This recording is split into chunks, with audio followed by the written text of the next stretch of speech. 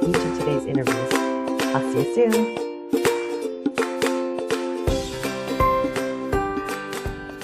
Hi, I'm Holistic Mama Doc, Dr. Lisa Song, founder of Healthy Kids, Happy Kids, your online resource for holistic pediatric advice and adventures. I'm your host of the Thriving Child Summit 2017. Before we begin, I'd like to start with the definition of thrive. To thrive means to grow or develop successfully, to flourish or succeed to one's full potential. And here today to help us learn how to help our kids thrive by understanding how to make smart, science-based vaccine decisions for our children is the amazing holistic pediatrician, Dr. PaulThomas. Hi, Dr. Paul. Welcome to the Thriving Child Summit. Hi, Lisa. Hi, everybody who's watching this summit. It's a real honor to be here. Oh, I'm so honored to have Dr. Paul here. We're going to be talking a ton about his book,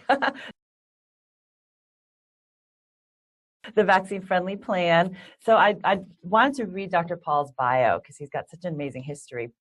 So Dr. PaulThomas, MD, received his MD from Dartmouth Medical School and completed his pediatric residency at UC San Diego. He is a board-certified fellow of the American Academy of Pediatrics, board-certified in integrative and holistic medicine, and a diplomat of the American Board of Addiction Medicine.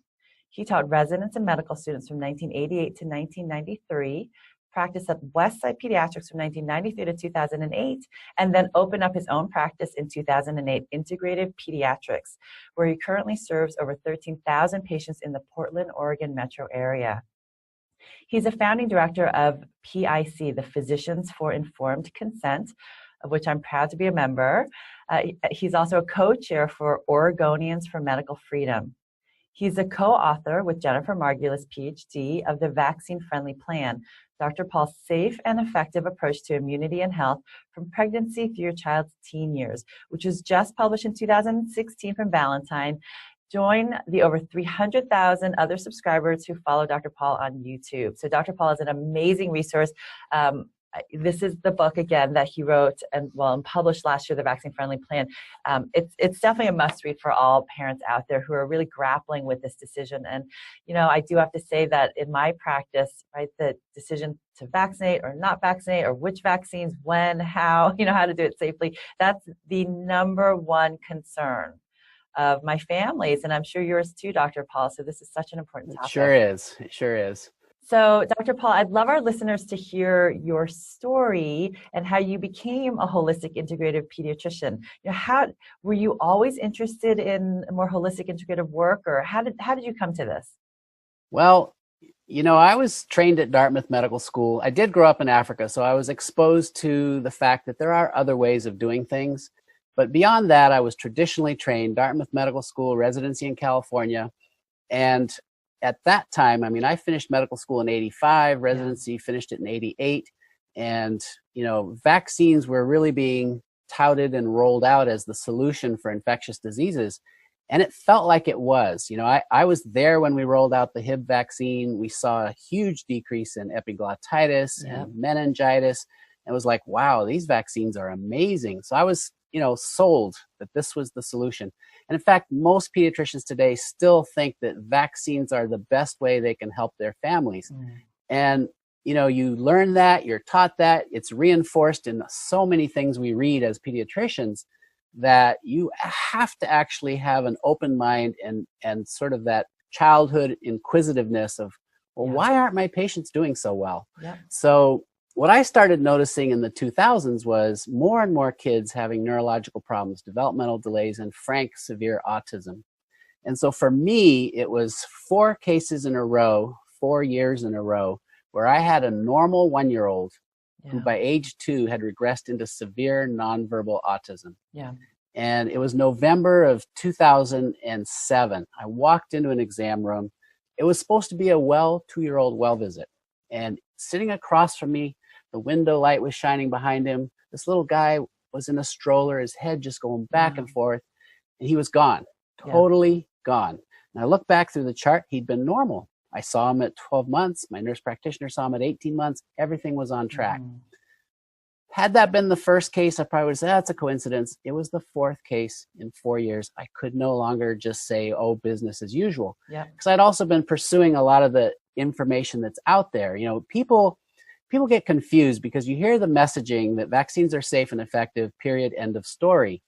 And what you don't hear, and even pediatricians don't hear this, I didn't know this until I started really looking on my own, going to some alternative integrative conferences and starting to research the literature for things like aluminum toxicity, mercury toxicity, and looking for actual studies that showed any kind of immunological problems with our vaccine program. Turns out there's hundreds of articles, just a lot of literature. So once you open your mind, you look at the literature, you start realizing we might have a problem here. And what we don't have until very recently, we haven't had, and we still need, studies that compare vaccinated to unvaccinated. Yes. So that launched me on my journey. Integrative Pediatrics was formed, and focusing on the idea of informed consent. Well, so let's talk about informed consent, right? I mean, this is an area where, I mean, gosh, it's so many medical interventions. We're thinking we're providing informed consent as physicians. And, you know, and I don't know a single pediatrician who would say, I would like to cause harm to a child, right? We went into this business because we want to care for kids and we want the best for kids. Yep. But, you know, when most physicians have no idea about the potential impact of vaccines, benefits and, you know, disadvantages, right? You know, it's hard to really provide that true informed consent. So what are parents to do? Right. And the problem is with informed consent is you're going to get informed to the level of information that the doctor has, right? Yes. So if you're a physician, and a lot of my peers, like you said, I mean, pediatricians go into medicine because we want to help people. I mean, we really do. My peers are not malicious. I'm not calling anybody out and saying, you know, you're trying to hurt anybody. But I know for myself, it was a journey to get educated and realize, wow, we might have a problem here. So true informed consent is sharing the risks and the benefits and the alternatives, right? So the risks of vaccines are real. And the problem is that usually just gets glossed over and we use the term safe and effective. That's not the truth. There are risks, but there are benefits. For most of the vaccines, there are benefits. And what you have to do is be able to weigh those. And what I do in my practice is I take it vaccine by vaccine at the appropriate age where the Academy of Pediatrics and the CDC says you're supposed to do this vaccine. We talk about it. So I'll give you an example. Let's start with pregnancy. So I'll have a prenatal visit. I've got an expectant couple sitting there, and mom's usually quite ready to have this baby by the time I see them. And sadly, by that point, usually they've already gotten a couple vaccines, a flu shot and a Tdap. Yeah. And the sad part, I say sadly, is because if you look at the package inserts for those vaccines, they are category C for pregnancy. They have never been studied, not even in animals. So basically, we have an experiment on the American population, and it's spreading around the world in countries that are adopting this approach of vaccinating pregnant women. And we really should be tracking the data very carefully. And sadly, I don't think that's happening. I mean, this is the golden opportunity. We have women who are not getting these vaccines. We have a lot of women who are now getting them. Track those kids for the next couple decades and see what happens. But you need to understand it's a guess right now.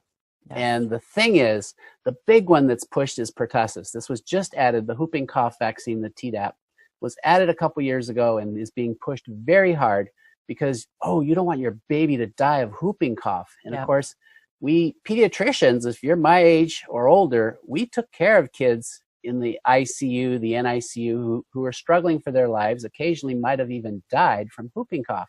We know it's fatal, but you need to understand the numbers. The worst year in the last couple decades was 2012, when there were 20 deaths in the entire country. But the average is 5 deaths a year. And most of them are indeed in little infants. So that's why the idea, theoretically, vaccinate while you're pregnant so you're born with some protection. It makes sense, but realize the risk. We have 4 million births a year in the US, 5 cases of pertussis in infants a year. So it's a 1 in a million chance that you're going to die of pertussis. And you weigh that with the known risk of injecting and stimulating the immune system. There are studies now showing that a maternal immune activation is linked to autism. It's linked to developmental issues in children. So we need more data. I think it's a risky choice. At least be informed so you make that decision on your own.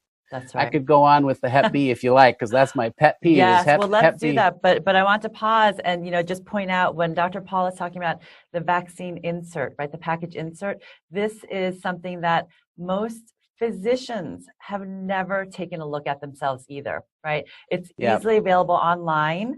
I just actually took out a package insert from the DTaP vaccine, and it comes, in this scrolled up sheet of paper in that little box of vials, and the print is tiny, but look at all of the information on this sheet, right? Front and the back, right? And so, your physician really may not have taken a look at this, right? And so, you can find this information. This is where we as parents, I'm a mama, right?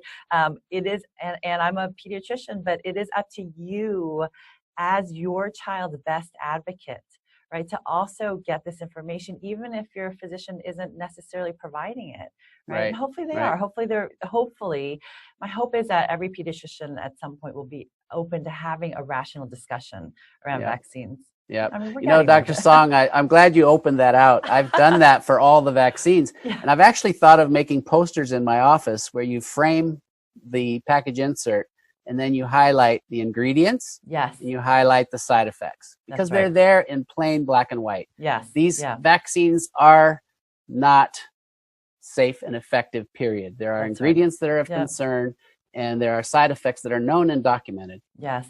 Well, and that's where, I think that we as physicians, when an intervention is neither 100% safe, right, nor 100% effective, we need to do our due diligence to provide that education to our families about what the potential risks are. Yeah. It's not that every child is going to get a vaccine and maybe develop an autoimmune illness or autism, right? But if we're smart about it, right, if we individualize the plan, which is, really what we're trying to do, you and I, right, physicians like us with Physicians for Informed Consent, right, trying to get that idea that we really need to work collaboratively with our families. When that time comes, we will have safe vaccine protocols for our kids. Absolutely. Well, and let's talk about the hepatitis B, because that also is one of my pet peeves, right? All right. So hepatitis B at birth, when did this happen, right? When did this happen that all children need hepatitis B vaccine at birth? Gotcha. So my kids are 21 to 34, and most of my kids got the hepatitis B when they were preteen teenagers. Mm-hmm.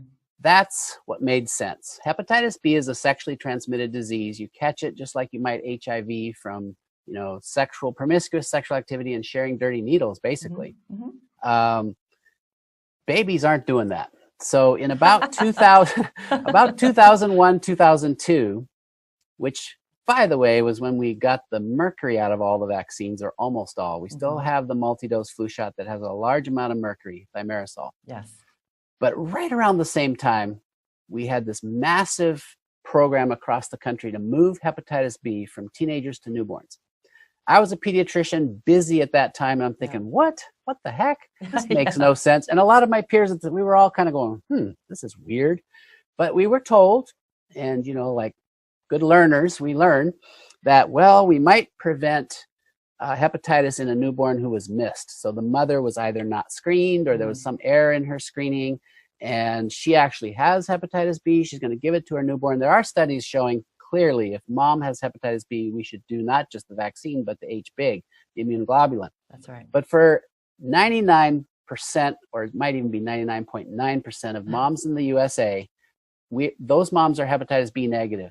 There is zero risk for your baby of catching hepatitis B, because the only way a baby can get it is if their mother has it. That's right. But anyway, we're told, maybe we'll develop a population that's immune to hepatitis B. So that was sort of the why of it. We might miss some cases. We might develop a population that's immune. Well, we know that we're not missing any cases anymore because OBGYNs, all the people who are delivering babies, are very thorough at screening moms. So we know when we walk into that delivery, that mom is negative. She's been tested. And you moms, if you're watching, you know your risk factors. You know if you have hepatitis B or not. And if you don't, why, I ask, would you inject 250 micrograms of aluminum into a little baby on their day of birth when the adult maximum dose for injectable parenteral aluminum is 50 micrograms? Yes. It defies common sense. We also know now that the hepatitis B vaccine is not giving long-lasting immunity. By the time you're 15 to 20, about a quarter of you, those kids who got the series as infants, will even have protection. So we're giving it at the wrong time. It's a toxic dose of aluminum, which, by the way, there is a study that's shown a 300% increase in autism, or sorry, 3-time increase, 300% increase in boys who get the hepatitis B series as infants. Yeah. So it just defies common sense. Yes, absolutely. And, you know, for the moms listening, if you have had good prenatal care, it is a routine standard test to get your hepatitis B status checked. So you know if you have hepatitis B or not during the pregnancy and at birth. So you know if you don't have hepatitis B, as Dr. Paul said, there's really no reason to give hepatitis B vaccine to your infant baby. And that's absolutely, you know, something that I think is one of the absurdities, right? If we just stop and sit back and use some common sense, right? Use our rationality, Right. not use our emotions, not use fear, but use common sense and say, well, it doesn't make sense for my baby to get this vaccine when I know he's got zero risk of contracting it, right? So Dr. Song, therein lies the problem with mandated vaccines. Mm-hmm. And you're in California, right? Yes. You just had a law passed this last year where hepatitis B is one of those mandated vaccines, correct? Absolutely. So now they're saying every child must get that vaccine before they can go to daycare or school. And, you know, it's that less than 1% who need it. So this is, you know, population vaccine approaches, one size fits all, that just doesn't make sense. And this is why that's why I'm against mandated vaccines. I think that decision about whether you vaccinate should belong between you, the parent, and your physician. And ultimately, it's your choice. It's the parent's choice, because who cares more about your baby and what's going to happen than you? Absolutely. Right? So mandated mandated vaccine actually negates informed consent. So now we have state mandated medical procedures that have risks to an otherwise healthy child.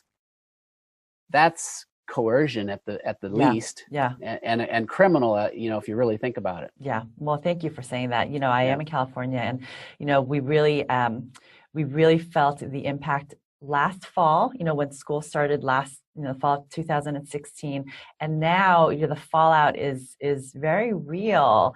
You know, the second year that this law has now been in place, because I think last year parents, school districts, physicians, I mean, everyone was scrambling because nobody really knew what it was going to look like, right? But now it's pretty clear, you know, school districts are getting much more strict about, you know, who they will allow into school or not into school, depending on what kind of, you know, services they might be receiving from the school or what kind of an exemption they may have from their physician. And, you know, talk about absurdities, you know, this hepatitis B vaccine that is required now by law in order to enter public or private daycare, preschool, and kindergarten is not required by law to enter 7th grade. I mean, that is absurd. Right? That is absurd. Make any sense? It doesn't make sense. Yeah. Well, and you know, in California, you have some very scary statistics about autism, for example. Yes. I know that there was an article in the Sacramento Bee in 2016, last year, that showed a 7% increase in autism from one year to the next in the entire system. You now have 100,000 autistic kids in your public school system. That's right. It's just exploding, and I don't think mandating more toxins is going to help at all. Yeah. Well, I love how you just frame that as mandating more toxins, right? Because it's not that, I mean, you and I, in our lifetime as pediatricians, we've seen this huge surge in the rates of kids with autism. Incredible. I mean, I was told when I graduated from residency in 2000 that if I saw a handful of autistic kids, that might be a lot.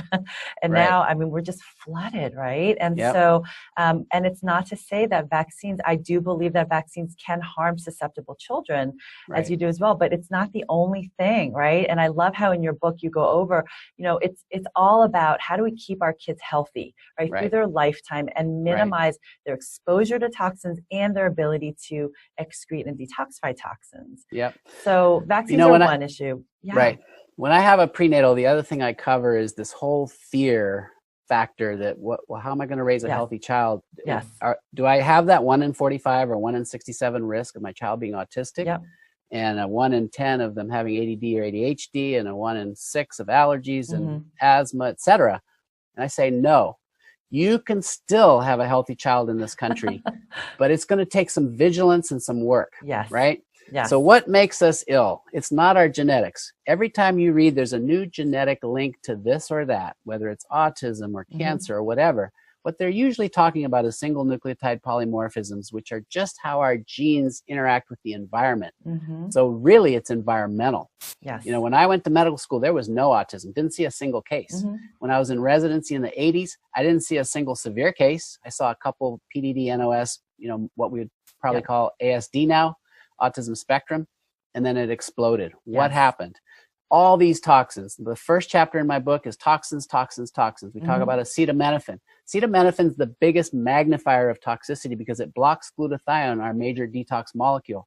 So I think you can put any toxin in the body, take your Tylenol or acetaminophen, and you've just magnified the toxicity. Yes. And we talk about, of course, aluminum and mercury and pesticides, herbicides, plastics, flame retardants.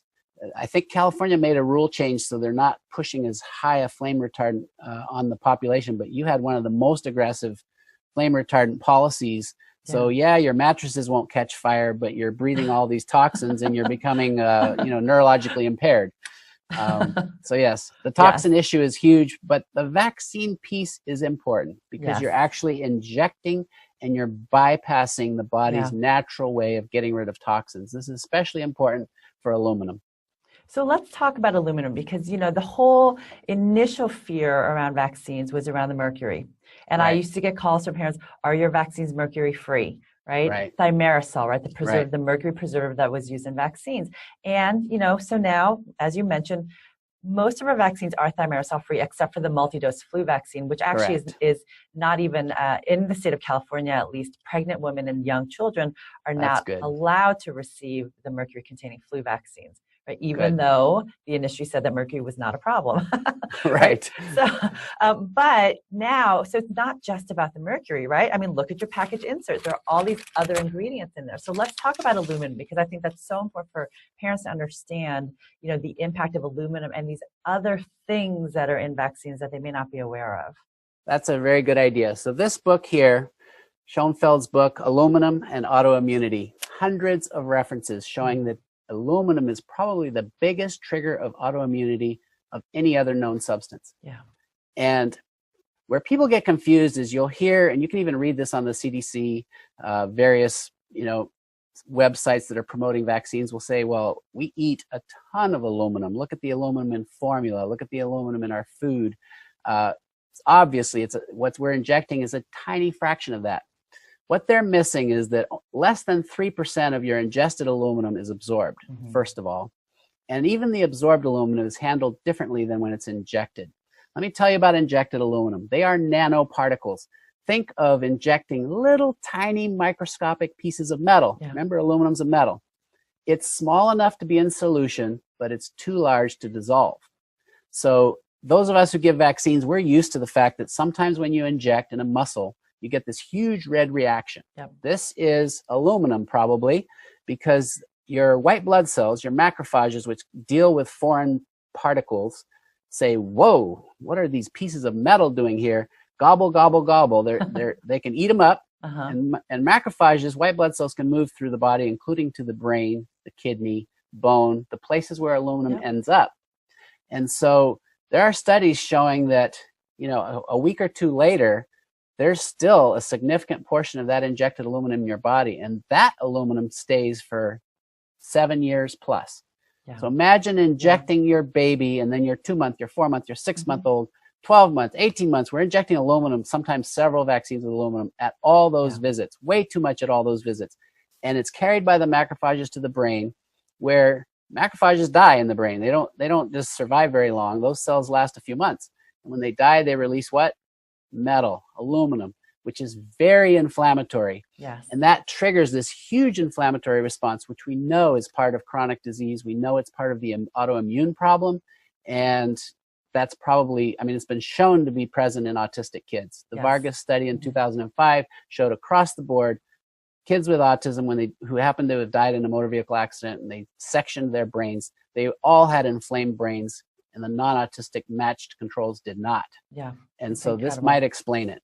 Yeah, yeah. Well, and aluminum, so aluminum is used as what we call an adjuvant, right? Right. It's to trigger and stimulate our immune response. But for some susceptible kids, that's going to be really dangerous, right? And Right. then also we have the fact that when we're giving, let's say the 2-month visit, if we were to follow the schedule, I mean, how many micrograms of aluminum is that? Can you talk to us? Is there a safe level for aluminum for our kids? Okay, is there a safe level for aluminum? I don't think so. I really don't. Because we haven't studied that. We haven't done the studies where you inject kids with aluminum or vaccines with aluminum and those with saline. Most of the studies that look at the safety of aluminum or the safety of vaccines use aluminum as a placebo. Yeah. So that's a huge problem with our study design. But, Dr. Song, you remember lead, right? We had these safe levels of lead, and then we realized, oh no, that's not safe. Oh no, that's not safe. Oh no, that's not safe. And now we know there is no safe level of lead. And I think we'll get to the same conclusion with aluminum. Yeah. Well, and I worry about this fact that, as you mentioned, acetaminophen, right? Tylenol, which is the only sort of fever pain reducer that's approved for infants under 6 months of age. Correct. We're not supposed to use ibuprofen for these kids, Motrin or Advil, right? And a lot of parents are confused about the difference between Tylenol and Motrin. They think it's one and the same, right? But they're so incredibly different. And we know that Tylenol, acetaminophen, depletes glutathione, which is so important for shuttling mercury and lead and all these heavy metals and toxins out of our liver, out of our body, right? And so what do most offices do? Unfortunately, they give the Tylenol before the shot. Oh boy. To try to prevent fever, the vaccine fever, the pain in the arm. So can you talk to our listeners about why that is probably one of the single most harmful things that we could do, for our kids? It is absolutely the single most harmful thing you can do besides the injection of vaccines at the wrong time or unnecessary toxins in a vaccine is potentiating that toxicity with aluminum. I'm sorry, with acetaminophen. It should not be on the market. Period. I think if we could pull acetaminophen from the market, the health of our entire nation would improve significantly. But parents will say, well, what do I do? My child, for example, just had a circumcision and they're fussy, they're in pain. I recommend, if you're going to circumcise, I'm not a huge fan actually. In fact, well, that's the topic of a different summit probably. But if your child's Dr. Paul does talk about it in his book. So. I do mention it. I don't like to judge parents, and I always tell parents, you shouldn't have to feel bad if you've done something and you wished you hadn't, because I gave my kids all the vaccines according to the schedule. I didn't know any better. I didn't know any different. But if you circumcise, you want to deal with pain, how are you going to do that? Most people use a lot of acetaminophen. And I wonder, because there was a study published a couple years ago that showed increased autism in circumcised boys. And I read that, I'm going, what? That makes no sense. How can that cause autism? Well, they're getting a lot more acetaminophen, a lot more Tylenol. Maybe that's why. So if you're going to need to console your child, just breastfeed, right? I mean, and that's why I like to have breastfeeding established before you do the circumcision, so that fussy little guy who's it hurts. Every time you change a diaper, you see them freaking out. You can just put them to the breast, console them that way. They don't need acetaminophen. It's just too toxic. Yeah. And I use, in my toolkit, I use homeopathic medicines frequently, and I find those to be so safe and effective for relieving pain and helping kids through, whether it's a circumcision or, a head bonk or a vaccine reaction. So. I have a classically trained homeopath in my office, Dr. Baker, and people who use homeopathy find amazing benefit. And the nice thing about it is it's completely safe. Most MDs will go, well, that's just sugar pills, right? And that's fine. At least it's safe, right? That's but people who use homeopathy know that it works in many cases. Absolutely. And then the other issue with the aluminum, well, and this autoimmune phenomena that we're seeing in our kids, right? And I'm sure in your practice, I mean, the rates of autoimmune illnesses in younger and younger kids. I mean, these are illnesses that children should not have, right? Children should not have Crohn's or ulcerative colitis in elementary school. They should not have juvenile rheumatoid arthritis or multiple sclerosis, right? So And so now let's talk about the HPV vaccine, because that's another one of my I don't know what you'd call it, a pet peeve. Yep. You know, because really, you know, we know in the literature that the HPV vaccine is clearly linked with autoimmune phenomena, Yes. right? This syndrome called Asia, this Yep. autoimmune syndrome induced by adjuvant. So can you explain to our listeners, you know, what that is and how they should be thinking about HPV, because it is being pushed heavily, right, in the news for boys and girls now. Right. So that's interesting. Dr. Song and I have not talked prior to this interview, and I didn't know she felt this way about HPV. I feel the same way. Okay. And doctors across the world who are getting access to the actual outcomes from HPV vaccines are all waking up to the fact that this is probably the most dangerous vaccine that's been introduced for 20, 30 years. I mean, the old DPT was bad. I was trained, I was out of training when we were still using the wholesale DPT, and kids were getting febrile seizures frequently and some dying. That was a bad vaccine. But the HPV rivals, I've done some research where you can go to VAERS, which is the Vaccine Adverse Events Reporting System. It's free to use for anybody. You can go check it out. And you can put in HPV in the age group of 15 to 25, for example, and just track serious side effects and deaths, and then compare all other vaccines, and you'll have more problems with HPV alone compared to all other vaccines. When they did the research for the HPV, their controls were injecting the same amount of aluminum that was in the vaccine itself. And there's something about this vaccine, it must be other ingredients in this vaccine along with the aluminum that make it particularly harmful to the immune system. And what we're seeing, the movie The Greater Good has a nice, well, it's not nice, it's a horrible story of a young lady who was an athlete whose health was destroyed by this vaccine. I've had in my practice this past year, 2 young ladies, 15 and 16 years old, came into my practice for bizarre neurological problems, weakness, headaches, pain, joint problems. They'd been to the neurologist, to all the experts in town. Nobody could figure it out. Come to ask the question, because I didn't give them any vaccine for HPV. The schools in Oregon, and I think in most parts of the country, once you're 15 or 16, depending on your state, you can give consent for medical care without your parents' knowledge. So both these girls had gotten the HPV at school without their parents' knowledge. When I finally asked the question, it's like, oh, that's right, I got that vaccine. And I saw their health, it's a struggle. What's going on, folks, I think, is this autoimmune phenomenon that somehow is triggered by aluminum, and in particular, this HPV vaccine is a powerful stimulant of this process. Your immune system gets shifted to an allergic autoimmune condition. We call it Th1 to Th2. And your body starts attacking yourself. So if you're attacking the Schwann sheaths of your myelin in your brain, you develop MS. If it's your thyroid, thyroiditis, inflammation, you've got thyroid problems. If it's the islet cells of your pancreas, it's diabetes type 1. If it's in your joints, you've got rheumatoid arthritis. If it's in your gut, you've got inflammatory bowel disease. We're seeing this. It sounds like you're seeing it too, right, Dr. Song? Absolutely. I mean, kids didn't used to have all these problems. Now, I will say this, if you're watching and you know somebody, or perhaps you yourself or your family is suffering from these conditions that might be autoimmune, the most important and powerful intervention you can do is heal the gut. And mainstream doctors will just roll their eyes at what I'm about to tell you. But you got to get gluten out of your diet, probably dairy as well, because there's something with the gluten molecule and the casein or the dairy molecules that also triggers the immune system. And you get this problem with your gut immune lymphoid tissue. A lot of our immune system is in the gut, and there's a gut-brain connection, which we know about. There's articles written about this. So this is where healing the gut becomes critical.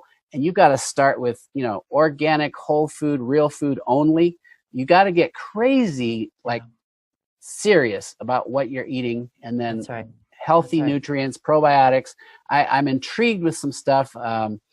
Dr. William Parker at Duke University and Sid Baker in New York are doing some work with helminth therapy to reset that Th1, Th2. Some interesting probiotic research is ongoing all over now. People are starting to wake up to the fact we might be able to reset the gut with really powerful probiotics. Now, rat studies, if you look at the doses they use to convert autoimmune rats, because we have rat models for this, they're in the trillions for a little tiny pound rat. And yet we're using billion colony forming units for humans. We probably need tens, hundreds of trillions. You're going to have to grow your own probiotics at home. That'll be we'll get to that. I haven't figured it out yet. All right. Well, when you do, let me know, right? All right, we'll do. But you know, I love, well, everything we're talking about, I love because it's so near and dear to my heart. But this idea that health starts in the gut, I mean, that is a principle that I discuss with every single family that comes into my office, whether they're well or sick, because if we want to maintain our health, we need to maintain our gut health. And that includes, as you mentioned today and in your book, it includes all these nourishing principles, right? Yep. And, you know, I've had kids, I had, you know, 2 children with juvenile rheumatoid arthritis, put them into remission off their meds by cleaning up their diet, taking the gluten out, and getting rid of the Klebsiella in their gut. Right? I mean, this intimate connection between the gut, immune system, brain, hormone axis, right? And so, absolutely. So important.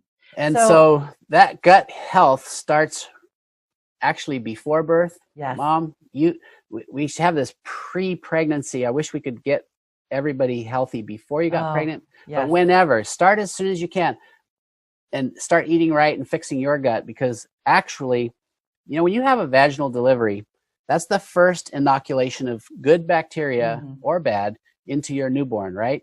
C-sections, they don't get that passage through the bacterial-laden vaginal canal, which is all part of good bacteria. And then breastfeeding, folks, it is so vital. And I know there are moms who've had breast reductions, and it's hard to do, but you can get some breast milk. And it doesn't matter how much, just go for as much as you can for as long as you can, because the benefits are astounding. Yep. And, you know, I tell everyone, you know, every little bit counts, right? Yep. My younger sister who just had twins, and she is doing the best that she can, despite, unfortunately, her pediatrician, she's not near me, her pediatrician and, you know, other friends who are saying, why kill yourself over this, right? It's too hard. And your babies are fussy. It's probably something in your breast milk, right? And so they might be hungry. So they might be hungry, right? But, you know, I went out to see her and to really try to fully support her, and she's doing it. You know, is she 100%? Awesome.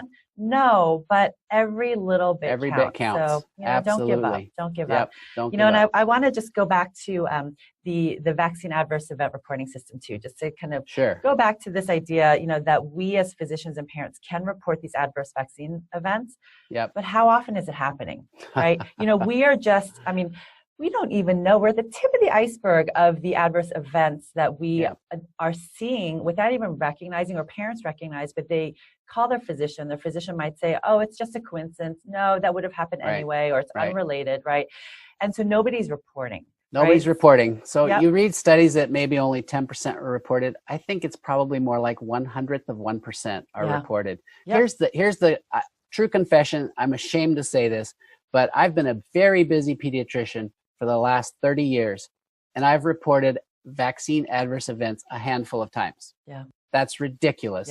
But here's why. Pediatricians were taught that fevers after vaccines are normal, so you don't report that. Seizures after vaccines are normal, so we don't report that. We don't make the connection between all these chronic problems and vaccines, so we don't report that. So what do we report? What are it's allergic reactions. That's what the CDC will tell you is a true vaccine reaction, is when you have a huge allergic reaction. We're not even told that we have to report large local reactions. I mean, I put them in the chart always, but you know, the reporting isn't happening, folks. What we need is research that looks at vaccinated and unvaccinated. And I have a bit of that in my book, and the results were astounding. But we need bigger studies and more studies. Mawson's study came out this just a few months ago, that showed unbelievable health improvement, better outcomes in the non-vaccinated group. So, and I just want the parents to know that if you would like to report an adverse event, it doesn't have to be proven, right? We don't, that's right. You do not have to know. Parents can do it. That's right. Parents, you can do it yourselves. Even if your physician is saying, oh, it's not related to the vaccine, you can go onto the VAERS website, report the vaccine, the reaction, it can even be weeks after, years after, it doesn't matter. You don't have to prove that it's associated, but just put the information down, because the more parents write down what they're observing, the more we'll be able to make these connections and Yes. really push through that research incentive, if there ever is going to be one. Yes. Yes. Do report, parents, anything that you observe that's new and different. Yes. Right? Because yes. I had this kid who was perfect or doing great. They got a vaccine, and within a week or two or a month, this happened. Yep. Report it. Yeah. Yeah. Well, so I would be, as a pediatrician, right? Both of us are pediatricians. Right. We're not completely 100% anti-vax, right? We give vaccines in the office, right? But hopefully, there are more physicians like you and I who work collaboratively with parents to develop a safe program, for our kids. Safer. Yes. So when we're looking at a child, and their family history, how do we as physicians, because there are physicians listening to the summit, and as mamas and papas know, is our child at risk for serious adverse reaction? What are the risk factors that we should be aware of and thinking about? Okay, so we know that if you have any kind of known mitochondrial problem, that's a huge risk factor. No vaccines would be my recommendation. If you've had prior major reactions to vaccines, either in your family, close, immediate, or maybe even extended, I'd be very cautious. Mm-hmm. But the big ones that are not being looked at are those families that have had autism or severe developmental delay issues, schizophrenia.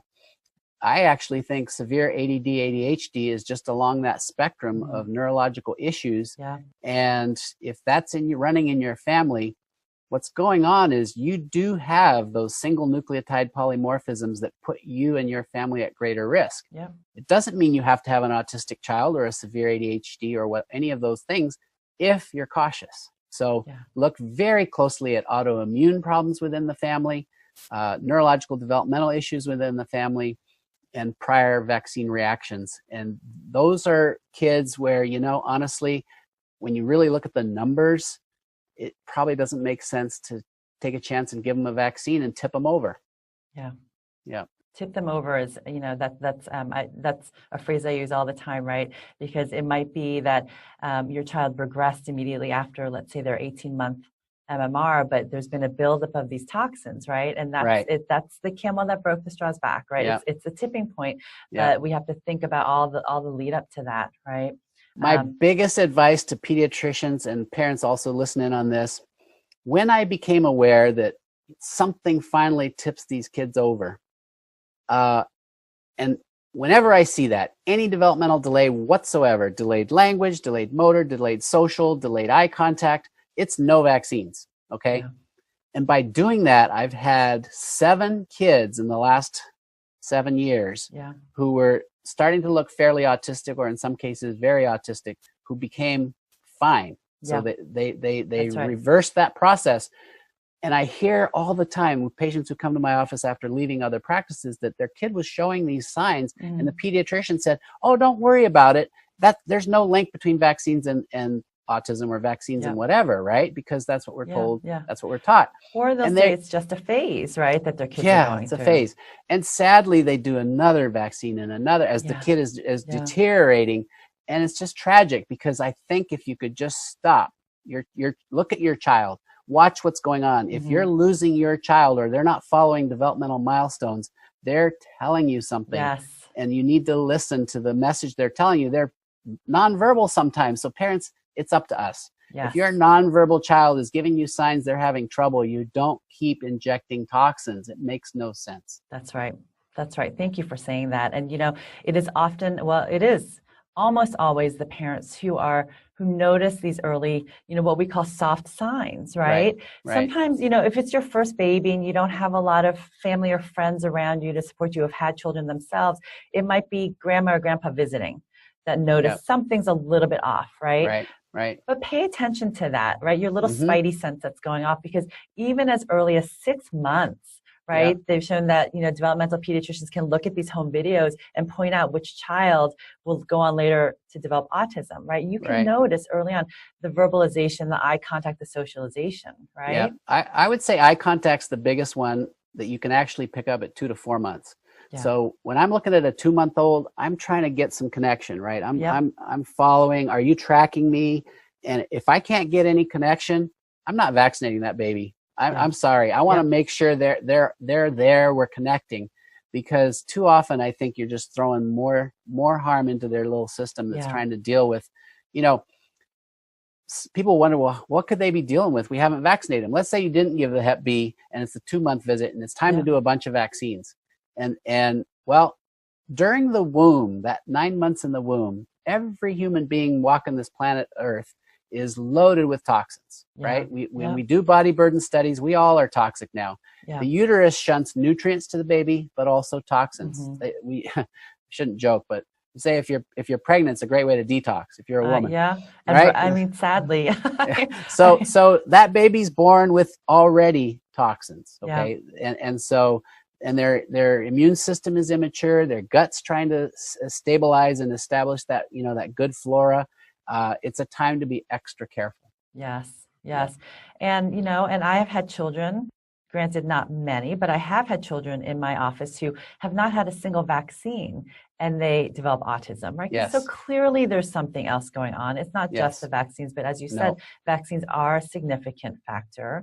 And, and I want to go back to this whole idea of mitochondrial signs, because in the vaccine courts, where many parents don't realize that the vaccine court, right? The government has actually awarded many patients millions of dollars in damages from vaccine harm.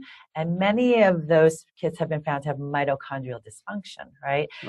But some of the signs, right? Let's talk about some of the signs that parents might see in their children that are little soft signs that mitochondrial issues might be there. Yeah, so true mitochondrial issues are so rare, at least in my experience. I don't know as I've even picked one up, but I think I might have one. They have very low energy, maybe low tone. It's just because the mitochondria are your powerhouse of your cell. This is what gives your cells energy. And when you're lacking energy, your cells are low energy, muscles are low energy, you're floppy, you don't have good tone.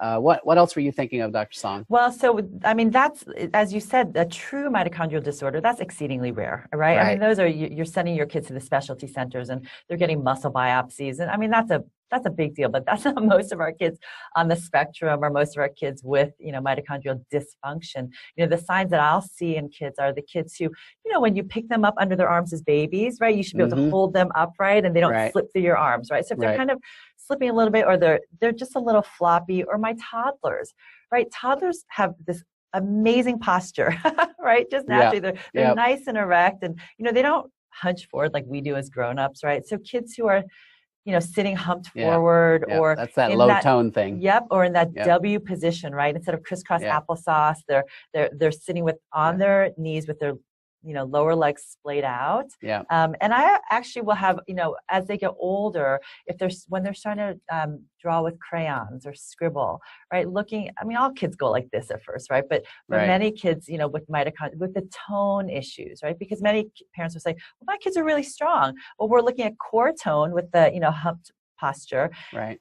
And then the pencil graphs, they're either really pushing so hard on the paper because they don't have control over the pencil, or it's feathery light, like you can barely read what they're writing, right? So, those are just some soft signs. But if I see that, I definitely, really take a step back and say, let's just wait and watch, right? We have this golden opportunity. We know so much about our brain being plastic, right? And really being able to heal and remodel, but we have this golden opportunity when our kids are babies and toddlers to give their brains the best chance to be as healthy as possible. So if I see those, just wait, just watch and support, I wanted to mention one more thing about vaccine court. So I didn't learn this till very recently, but if you wait too long or you don't have the right diagnosis, the right label, vaccine court will not generally compensate people who have an autistic child, but they will if you have encephalopathy. So Dr. Song knows encephalopathy just means the brain's not working right? It's just like every autistic kid has encephalopathy. So maybe doctors, maybe parents, we need to get that diagnosis on there. If your child truly is having trouble with brain function, with neurological function, that's an encephalopathy. And then you can at least file your case. I hear it can take 5 to 10 years to get through vaccine court. It's just, the system was set up to prevent people who had no money and couldn't get a lawyer and couldn't go get compensation because pharma they can paper you to death. They have all the money in the world. So vaccine court was a good idea, but it hasn't worked out because you have to have only these certain criteria. And in the case of autism or developmental stuff, you need that term encephalopathy, and you need to file within 3 years of after you discover you have a problem. So these are just things to keep in mind. Bottom line, I know with the Thriving Child Summit, what we want here is healthy kids, thriving kids, kids who aren't, excuse me, decompensating because of probably things we're doing. Yes. Yeah. And this is also just to, really bring hope to families who have had kids who have been harmed by vaccines, that, if you work with doctors like Dr. Paul, like myself, like, the growing number of integrative and functional medicine pediatricians, there is hope, right? I mean, this is not to go back and say, oh my gosh, what did I do? I shouldn't have done X. Why did I, do Y? It's just to say, this is what it is. It's what's happened, but find integrated pediatricians, functional medicine docs, and they will guide you, right? We will guide you, absolutely, on healing and really recovering. If you love your pediatrician, but they just don't have this sort of training or information, feed them some information. But if they're going to still just discard your concerns, then find someone who will pay attention. Because the good news is there is a lot of healing possible for most kids. There is. There is. Absolutely. Yeah. Now, I just wanted to wrap up with one thing. Maybe it's not one thing, but when we talk about giving vaccines, and let's say a family has come and really done their due diligence, done their research, they don't have all of these other risk factors for serious adverse reactions and autoimmunity, and they decide, well, I'd like to do some vaccines. How do you counsel? And of course, it is in your book. I mean, so Dr. Paul's book really lays out vaccine by vaccine at each visit, some of the considerations. But how would you counsel parents to really try to minimize the impact that the vaccines may have for their children as they embark on their schedule? Got you. So the big vaccine visit is the 2-month visit, because normally in a pediatrician's office, you're being given 6 vaccines. I take them one by one. The hepatitis B we've discussed, it makes no sense unless birth mother had hepatitis B. So that one's easy. Do that when they're teenagers or close to that age. Next is polio. There hasn't been a case of polio acquired in the United States since 1979. Yes. You don't have to worry. Basically, polio's been eradicated. There's a couple little areas in the world where, you would do it probably if you were going to go to the mountains of Afghanistan or Pakistan or a few countries in Africa. There are a few other countries that pop up here and there. But for the United States, in fact, all of the Americas, it is not a risk at all. You can wait and just do it before you travel to a high-risk area. So that takes care of that. Rotavirus is a special one that I'm not a fan of. Now, it's interesting. This is a live virus vaccine you're putting in your baby's gut starting at 2 months, and you cannot start this vaccine after 9 or 12 months because it makes older kids really sick. And that was a little red flag, right? I want to give something to a 2-month-old that I can't give to a 2-year-old. Hold up here. What's going on? The research from my practice, so I get patients who leave other practices and join my practice, usually over this vaccine issue, and I've looked at it. The kids who got the rotavirus vaccine had a much higher, we're talking 80% of them would go on to have gastroenteritis or diarrheal illness, compared to only 20% in those who didn't get rotavirus vaccine. So the vaccine itself seems to be causing a problem. And oftentimes it's interfering with your immune system in a way that you don't fight other infections well. Perhaps you do better against rotavirus, but there are tons of enteroviruses, of which it's just one. So I'm not a fan. And the nice thing about that one, at least, is they can't require that you get it later because you can't. It'll make your kids sick. So just skip it. That's one, Dr. Paul, that I don't even carry in my office. I don't either. I mean, I don't have it. And it wasn't until last year when a family, 2 girls, really decided that they would like the HPV vaccine. I didn't even carry that, and I'm loath to carry that one, right? So that's that. We feel the same way. I was required to carry the HPV, or I was going to be dropped from the Vaccines for Children program. It was like, twist my arm, spend a few $1,000s to carry something I won't use. All right. So Hep B, we're waiting. Polio, we're waiting. Rotavirus, we're skipping. That leaves 3 more vaccines. The DPT, diphtheria, tetanus, and acellular pertussis. There's basically no diphtheria in the country, less than 1 case per year. There are around, I believe it's 20, 25 cases of tetanus per year in the country, if I'm not mistaken, out of 300 million people. It's a disease you get when you have a dirty puncture wound that you can't clean. So if you have a cut, a scrape that you can clean with soap and water, you're not going to get tetanus. And it's rare. So, and babies, infants don't walk around and get puncture wounds either. So you could potentially wait based on the tetanus part. The tricky thing is the pertussis. So we alluded to it earlier. The risk of your baby dying from pertussis is about 1 in a million in the United States. Can you live with that risk? I could, but can you? You see, a pediatrician's nightmare would be one of my patients coming down with pertussis, going to a local ICU and dying, right? And Dr. Thomas, you said not to do the pertussis vaccine? No. What I do in my practice is I give you the pros and the cons, the data, and you decide. I'm basically saying do it.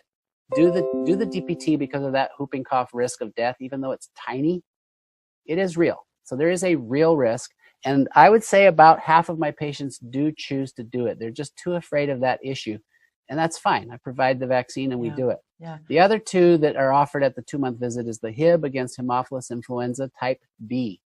So when I trained, this was my favorite vaccine. Oh my goodness. I mean, it eliminated most or a lot of the meningitis and almost all the epiglottitis. It was a great vaccine. But the organism has shifted. So if you look at the recent data out of the CDC for the last few years, almost all the Haemophilus disease is non-type B. So there's only like, I think it's 20 some cases a year of type B out of 4 million births again. So, you know, people could skip that one. I carry the brand that has no aluminum, but I have learned that if you give that one by itself, it may not work.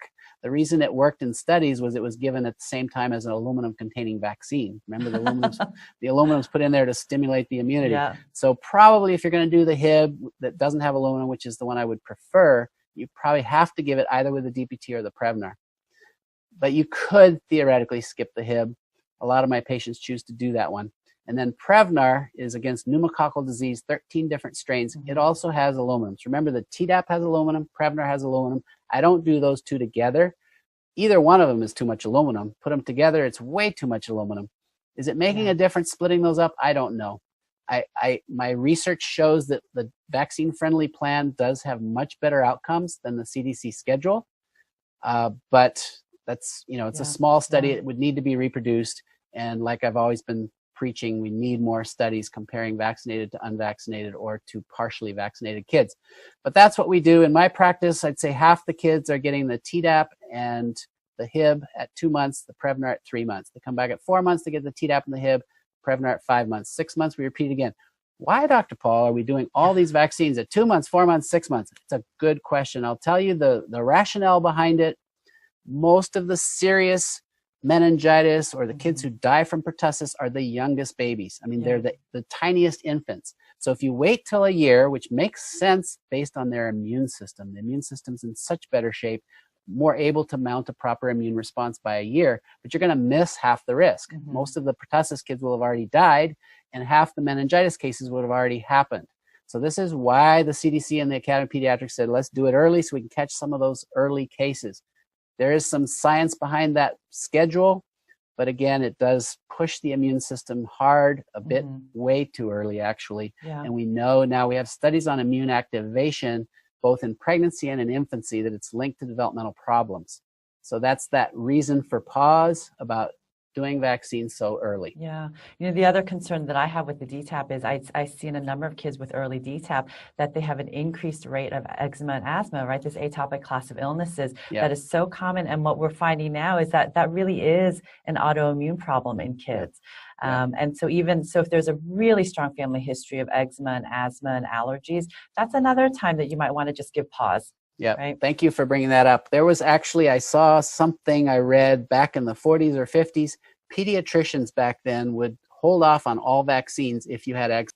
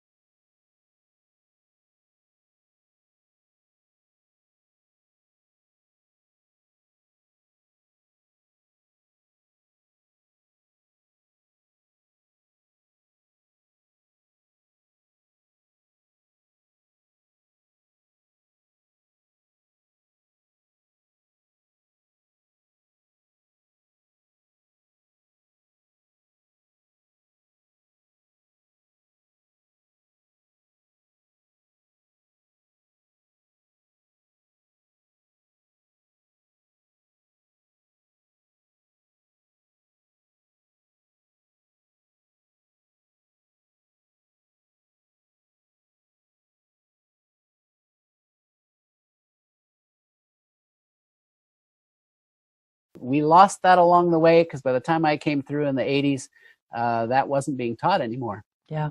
Yeah.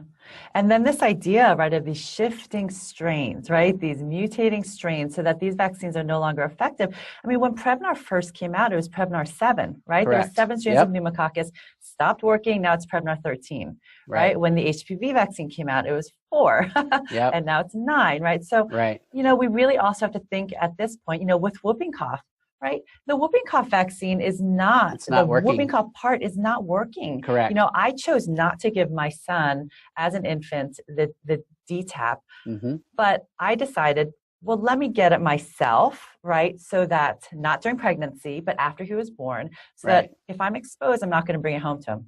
Right. That's called whooping cough anyway.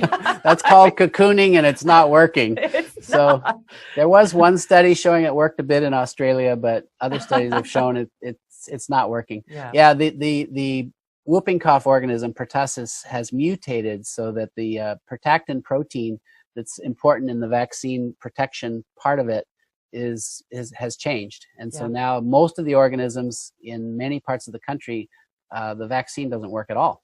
So, you know, that's part of the problem with vaccines. I wanted to mention one more thing about HPV. I just remembered when you brought it up. There was a study published in JAMA Oncology just this past year that showed if you just read the title or the abstract, even the entire abstract, HPV prevents cervical cancer. But go to the data. And what you read in the actual data and in the conclusion, they had to put it there because the data showed it. The 25 to 29-year-olds, so the people who had been around long enough to develop real cancer, had an increase in CIN stage 3 cancer, those who were vaccinated. So that study actually shows that the HPV vaccine is causing cancer, not preventing it, because our body's immune system is supposed to and does deal with cancer, right? Every day. We're exposed to mutations all the time. And what keeps you healthy is a healthy immune system.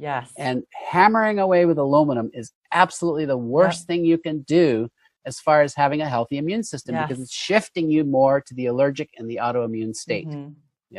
So let's really briefly, you know, talk about MMR and chickenpox, because I will say, you know, the only measles rash I've ever seen in my life, right, as a pediatrician, you know, as a child, was actually in a child that I gave the MMR to. And she developed a full-blown morbilliform rash. And I'm thinking, oh my gosh, what is this? And it was textbook perfect measles rash, right? So she did actually develop measles from the MMR, which theoretically you can, right? Sure, it's a live virus. And she was not immunocompromised, actually. But so this is the one where parents grapple with the most, the MMR. I think many of our families are shifting away from wanting the chickenpox vaccine because we all had it when we were kids. It's, you know, self-limiting. Although now I just heard on the radio this, you know, really, really scary ad about if your child got chickenpox, right? So how should parents think about that? So the chickenpox one is easier because here's what happened. When we introduced the chickenpox vaccine, it worked, okay, as far as kids don't get a lot of chickenpox anymore. That's true. Try to have a chickenpox party and find somebody who actually you can't find them. So the vaccine does work at preventing chickenpox, but for how long will that effect last? The vaccine-induced immunity tends to wane over time, and we know that when you get chickenpox when you're older, it's more serious. So before the chickenpox vaccine was introduced, there were about 50 deaths per year in the United States. Oh, I mean, any death is bad, especially if it's your kid, right? So, of course, it's bad. But we are now having over 100 shingles deaths per year in the United States when that was almost non-existent before the vaccine. So we've traded deaths from chickenpox for way more deaths from shingles. That's right. I don't think it's a worthwhile trade. No. And the reason that has happened is when our kids got chickenpox, so I had chickenpox as a kid, my kids all had chickenpox. When they had chickenpox, I got exposed again. That's an immune boost. So my immunity is robust. And of course, I'm a pediatrician. I'm never going to get shingles or chicken. Well, I could get shingles, but I'm never going to get chickenpox. I don't know. I probably won't get shingles. I'm around it enough that my immune system is boosted. we have a growing, aging population that's not being boosted. That's right. So there is this epidemic of shingles and probably actual chickenpox cases on the horizon. We probably should abandon that program. Yeah, yeah. Measles, mumps, rubella. There's no rubella, so to speak. I think it's every other year we have a case, or maybe it's 1 or 2. I think there were a couple cases this year, but it's usually 1 or 2 cases a year. Yeah. Very rare. Mumps, that's interesting. This year is one of the worst years for mumps, so people are starting to, whoa, mumps. And if you're a boy, you could be sterile. I had measles, mumps, and rubella as a child. So did all my friends. I did have a African playmate who died of measles. It's in the book. So, I mean, you know, it can be fatal. But the death rate from measles is reported in the literature at 1 in 1,000 to 1 in 2,000. It's probably more like 1 in 10,000 to 1 in 100,000, especially if you're nutritionally sound. If you have adequate vitamin A, you're not going to die from measles. I mean, there's a funny video from the Brady Bunch where they were happy to get the measles because they got to miss school. It's true. I mean, that's right. It's not a big deal, but you know, it can be fatal. So we have to have that honest discussion. And I think that's why measles gets so, oh, it's measles. But it's blown up in the media. It's not as scary as it should be. We know from William Thompson, the CDC whistleblower, who came out and said that they altered the data or the study parameters for the study that was used to prove that the MMR was safe. It turns out they had the data showing that if given before age 3, there was a huge increase in autism, and especially for African-American boys. That was suppressed, and they went ahead and published a study with faulty data and faulty study parameters. So I always say wait at least until 3 if you're going to do the MMR. For that reason and some others, give your immune system a chance. But if there's any concerns about anything, this is a vaccine to wait on. It is a very potent 3 live virus vaccine that seems to cause mischief.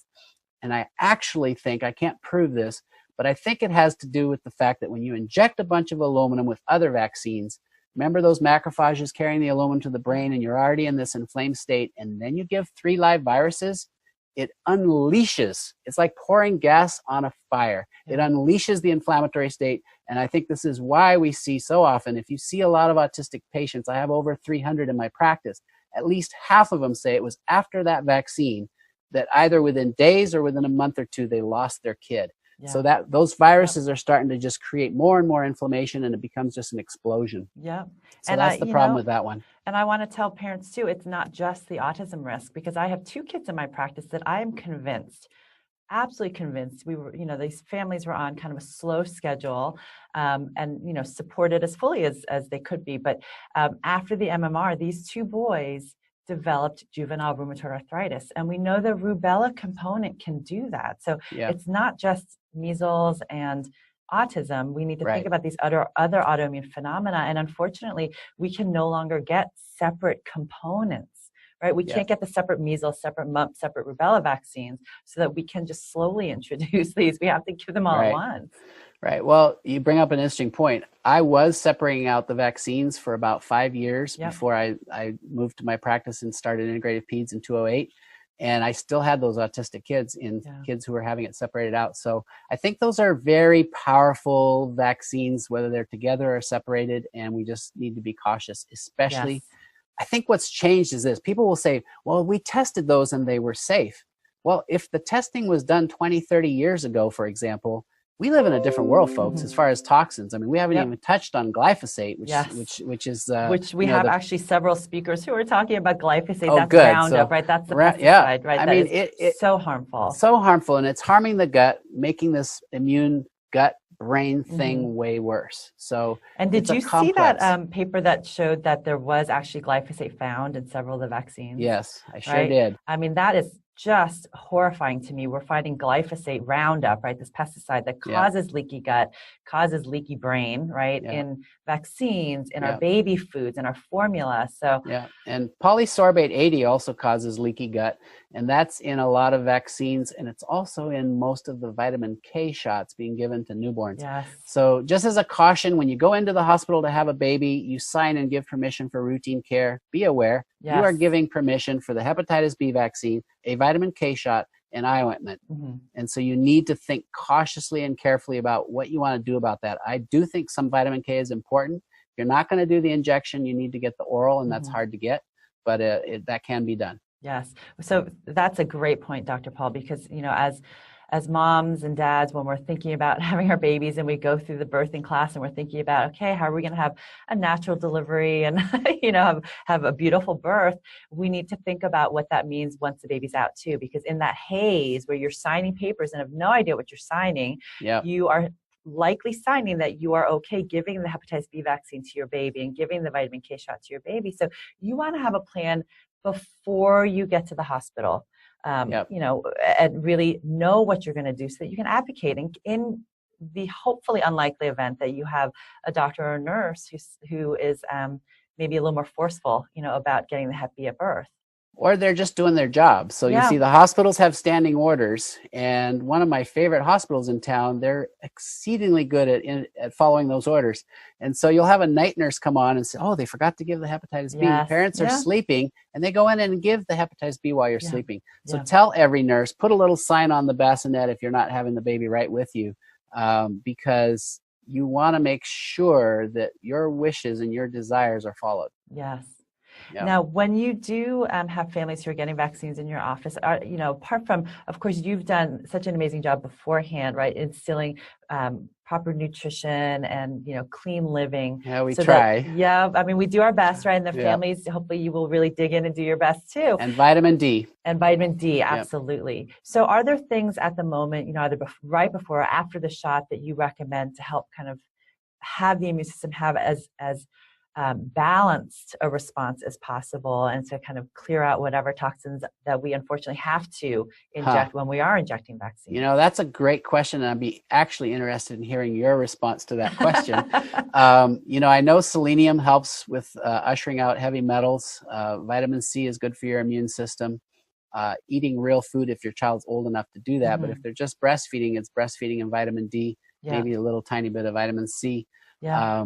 I've learned recently that silica is one of the ways you can bind aluminum. And there are waters that are higher in silica. Fiji water happens to be one of them. That's right. But, a tiny little baby's not drinking much water, but I'd be interested in what you have to say too on this one. Yeah, well, so I do a couple of things depending on the risks that are there, but for sure, making sure, first of all, as you mentioned in your book, right, I usually recommend one vaccine at a time initially, just to make sure that we know what your child is reacting to, if they have a reaction. Not any vaccines, if they're even showing a hint of that little glassy-eyed look that they might be getting sick or, a little bit of a low-grade fever. Because unfortunately, in conventional pediatrics, a low-grade fever is not considered a contraindication. It's for vaccines, considered normal. Right? So I want to make sure that kid's immune system is pristine, right? Yes. When we're doing Don't shots. vaccinate if your kid is sick. Not at all. Yep. Right.